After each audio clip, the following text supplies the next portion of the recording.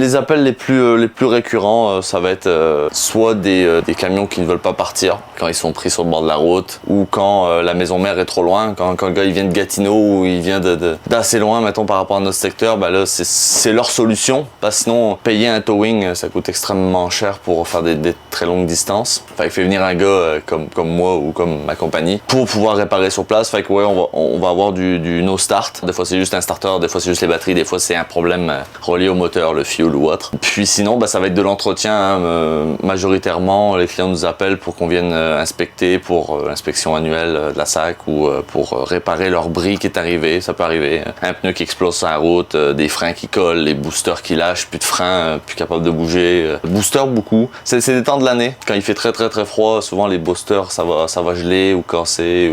Fait que là, on en fait plus l'hiver. L'été, c'est quand même assez rare. Les pneus, c'est pareil. On va en faire fin de l'été, puis ouais, milieu de l'été, fin de l'été, début de l'hiver pas tant, puis fin de l'hiver pas tant non plus parce que les grattes ont tout ramassé les rues, fait qu'il n'y a quasiment pas de clous et autres dans les rues, fait que les pneus on en fait quasiment pas, mis à part des changements de pneus. Moi je parle de réparation, fait que ouais c'est ça va du starter, du no start aux pneus, à la réparation de lumière, d'entretien de graissage là. Dans le fond c'est tellement vaste là, mais les plus communs c'est surtout du no start. Mon camion ne démarre pas puis c'est pas pourquoi, fait que on s'en va là.